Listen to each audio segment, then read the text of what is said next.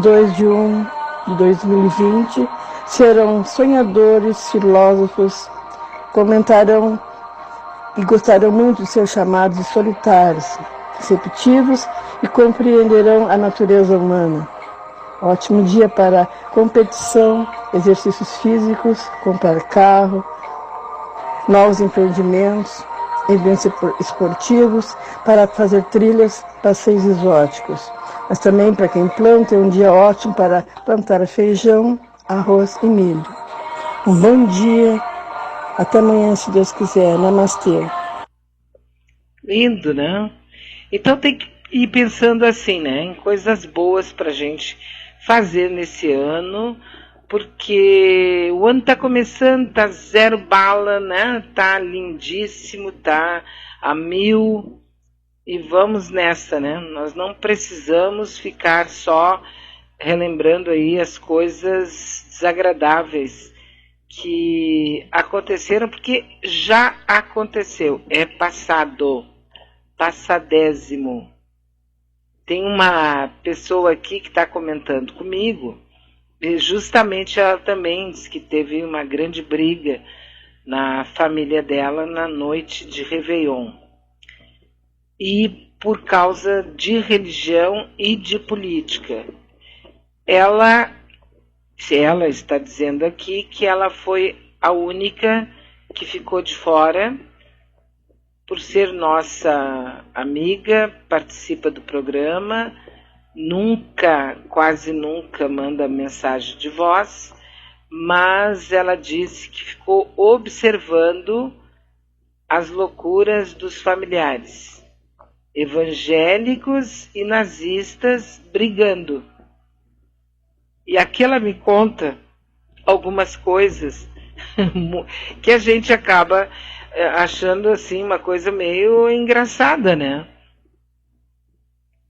Como é que as pessoas podem chegar nesse nível?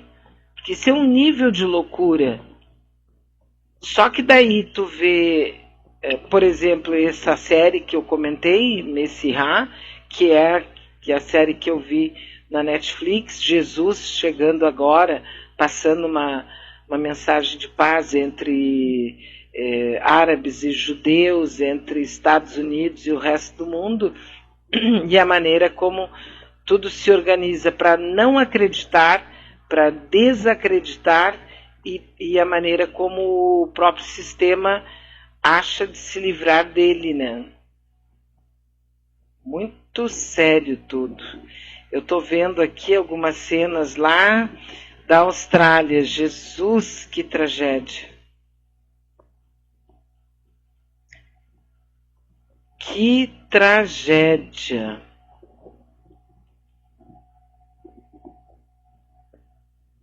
E agora vem uma nova onda de calor no sábado, depois de amanhã.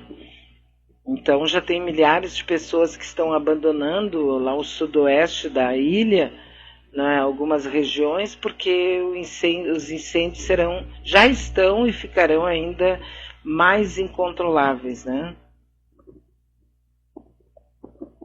Também aqui o nosso amigo perguntando por que eu não vou comentar sobre a estátua queimada do velho da Ravan. Mas o que eu posso comentar, amigo? Eu até vou dizer para vocês que eu acho se for bem investigado, eu acho que vai encontrar um Fauzi da vida. Alguém do PSL, isso é coisa plantada para passar a ideia de que foi coisa de esquerdista, comunista e tal, por causa do Lula, o velho da Ravan, isso é plantado. Até porque o pessoal está querendo descobrir como é que ele conseguiu empréstimos, mais de 20 empréstimos, ou 50 empréstimos alinhados com o BNDES. Que só tem coisa errada nessa história, né? A Ravan tem processos judiciais movidos pelo Ministério Público e em alguns a empresa foi condenada. E aí parece que eles estão querendo tirar esse assunto da pauta e daí queimam uma estátua daquelas Eu nem sei qual é a origem, se é feita de plástico, dizem que sim, né? Seria um ferro, concreto e plástico. E que daí, então, eu acho muito provável que seja fake. E olha, esse ano de 2020, agora com nova eleição, nós vamos estar no pós-mentira. Entendeu? No pós-mentira. Atenção aí, o suspeito de atentado ao Porta dos Fundos, o Fauzi, esse deve estar em Florianópolis. A Polícia Federal está oferecendo R$2.000 para quem der informações que façam com que ela chegue até, né, o Fauzi. Se bem que, a meu juízo, a polícia sabe onde é que ele está. Ah, sabe. Aqui, são 50 empréstimos do BNDES, o velho da Ravan. 50 empréstimos. Então, para tirá-lo da agenda policial por causa desses empréstimos, né? Então, ele é colocado como um coitadinho que está sendo atingido, e daí sim vão tratar como sendo caso de terrorismo, quer ver?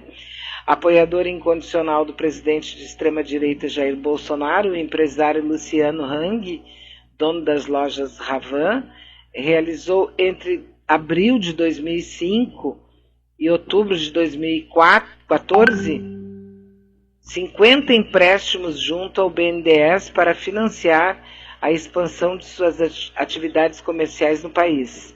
Uma média de 5 empréstimos por ano, um a cada 2 ou 3 meses. E é interessante que durante esse período, quem estava no governo era, num período, não é? Foi o Lula, porque o primeiro empréstimo foi em abril de 2005 e o último já com a administração da Dilma. Os empréstimos resultaram na abertura de quase 100 lojas em 13 estados no Brasil. No total, os empréstimos com prazo de pagamento de 60 meses, 5 anos, totalizaram 20 milhões. Inclusive, a reportagem, a informação, foi publicada pelo jornal Extra Classe, aqui dos professores particulares do Rio Grande do Sul, pelo jornalista Flávio Ilha. A reportagem ainda diz que os empréstimos fraudaram a modalidade.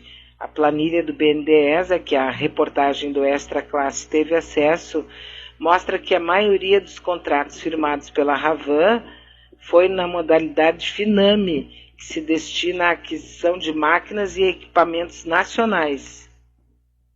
Só que ele pegou os empréstimos, não comprou máquinas e entrou para fazer novas lojas, né? Inconformado com a divulgação dos empréstimos que fez durante os governos do PT e na modalidade industrial, Luciano Hang entrou com processo contra o jornal Extra Classe e perdeu tanto na primeira como na segunda instância. A 10ª Câmara Civil do Tribunal de Justiça do Rio Grande do Sul negou por unanimidade uma apelação do empresário catarinense, dono da rede de varejo Ravan, em ação indenizatória ajuizada contra o jornal Extra Classe. Na sentença proferida no dia 25 de abril, os desembargadores do TJRS negaram provimento à apelação e condenaram o empresário ao pagamento de parte dos custos do processo. A decisão confirma a sentença da primeira instância da 12ª Vara Civil do Foro de Porto Alegre, que em setembro do ano de 2018 já havia julgado improcedentes as alegações do empresário. E eles agora estão... porque queimaram uma estátua de plástico, né? Lá em Paraisópolis foram várias crianças assassinadas.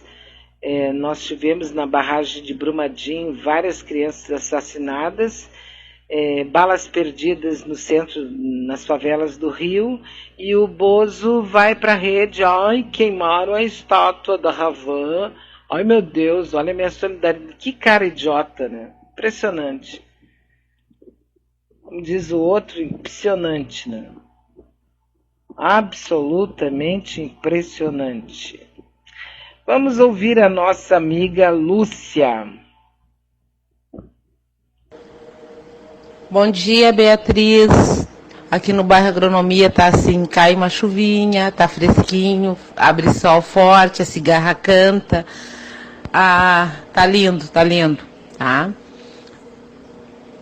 E para te dizer que, quanto ao lixo, tu viu como é quando se trata da nossa responsabilidade, da nossa parte, da gente, que o lixo é nossa responsabilidade, né?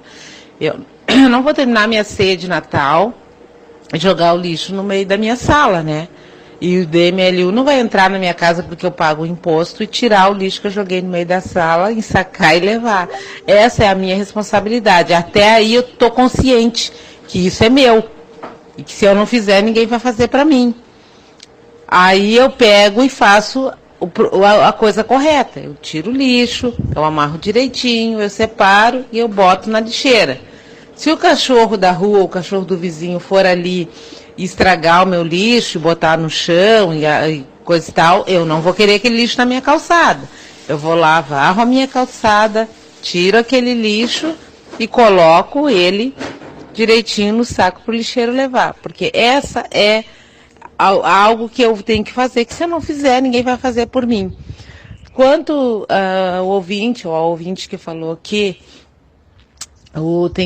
deveria haver lixeiro já imediatamente limpando a sujeira que o outro faz, a gente só está assinando embaixo que a gente tem que continuar sendo mal educado e não respeitando a natureza e não respeitando as coisas em si. Né? Porque aí não se trata de política, não se trata de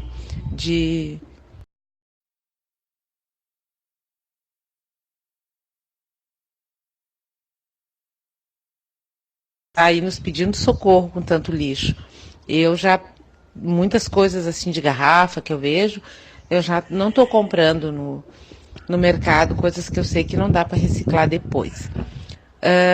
E isso acontece muito, Beatriz. Eu trabalho num bairro onde às vezes as pessoas colocam roupas boas, tênis, roupa, tudo misturado no lixo para levar, né? Porque a gente não tem o hábito e não quer ajudar o próximo. O que deveria ser feito? Separar aquela roupa ali e doar para alguém que precisa. Porque muitas vezes o que não me serve não significa lixo, significa que vai ajudar alguém. Uma das coisas assim que eu acho lindíssimo é esse pessoal catador. O que eles fazem de bem para a humanidade e é pouco reconhecido, né? Os caras andam aí de carrocinha, carregando aquela coisa que a gente chama de lixo, que a gente põe fora, né? Que a gente às vezes não se dá nem o trabalho de reciclar. Aqui na minha rua passa o lixo orgânico e passa o lixo reciclável e poucas pessoas separam o lixo. Às vezes está tudo misturado, garrafa, sabe? Dá uma tristeza. Então, enquanto a gente não mudar como ser humano, a gente não vai conseguir muita coisa não nesse mundo. Então, vamos pensar agora, já começando aí 2020, pensar em mudar. E mudar significa nós mudarmos, não só o outro. Nós temos que mudar nosso comportamento.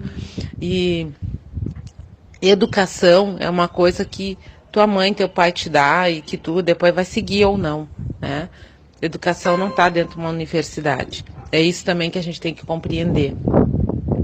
E educação passa, assim, pela gente cuidar da natureza, cuidar do lixo, porque quando a gente está cuidando da natureza, a gente não está cuidando da natureza para nós, só para mim. A gente está cuidando para o universo. É isso que a gente também tem que procurar se entender entender como é que funciona as coisas, né? Que isso é uma corrente. É uma corrente. Se tu praticar o bem e se tu fizer